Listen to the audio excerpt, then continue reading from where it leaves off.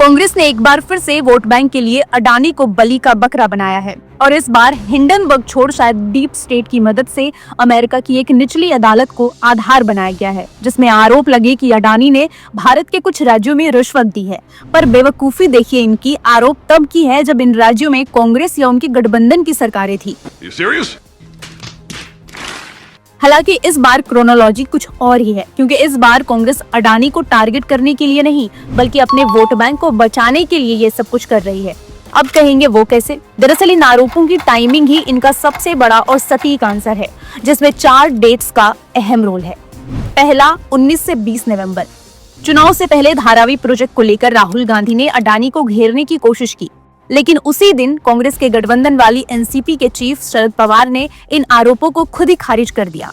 21 नवंबर को खबर आई कि अडानी पर आरोप लगे हैं कि उन्होंने ओडिशा, छत्तीसगढ़, तमिलनाडु जैसे राज्यों में कॉन्ट्रैक्ट लेने के लिए घूस दी और राहुल गांधी ने तुरंत ही प्रेस कॉन्फ्रेंस करके जांच की मांग कर दी, जबकि ये केवल आरोप है, वो भी दूसरे देश की अदालत का।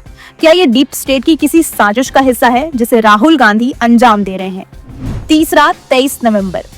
इस दिन झारखंड और महाराष्ट्र विधानसभा चुनाव के नतीजे आने वाले हैं, जिसमें कौन जीतेगा ये वक्त बताएगा, लेकिन विपक्ष की बौखलाहट नतीजों का संकेत दे रही है।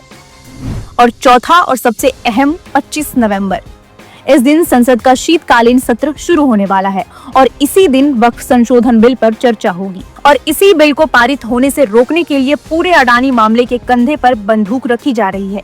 ये सब कुछ कांग्रेस अपने वोट बैंक को खुश करने के लिए कर रही है, क्योंकि वक्फ वही बिल है जिससे कांग्रेस के 1954 से लेकर 2014 तक वक्फ को दी गई सारी शक्तियों पर लगाम लग जाएगी और कांग्रेस की वोट बैंक पॉलिटिक्स खतरे में आ जाएगी। कांग्रेस का वोट बैंक नाराज हो जाएगा। बस यही है इस पूरे मुद्दे की जड़। भारतीय उद्योगपतियों को कलंकित करने के लिए राहुल गांधी डीप स्टेट तो दशकों से लगे हुए हैं, लेकिन इस बार कांग्रेस ने वक्फ बिल को पारित होने से बचाने के लिए ये सब कर रही है। अब आप देखिएगा कांग्रेस कैसे इन आरोपों को मुद्दा बनाने के लिए एड़ी चोटी का जोर लगाएगी। कांग्रेस फिर सारी जाति, गरीबी, बेरोजगारी सब भूल जाएगी। कांग्रेस वक्फ बिल की मनमानियों को बरकरार रखने के लिए किसी भी हद तक गिरेगी।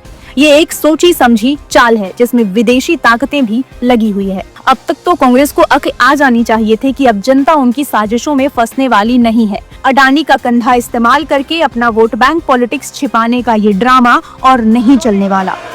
सॉरी।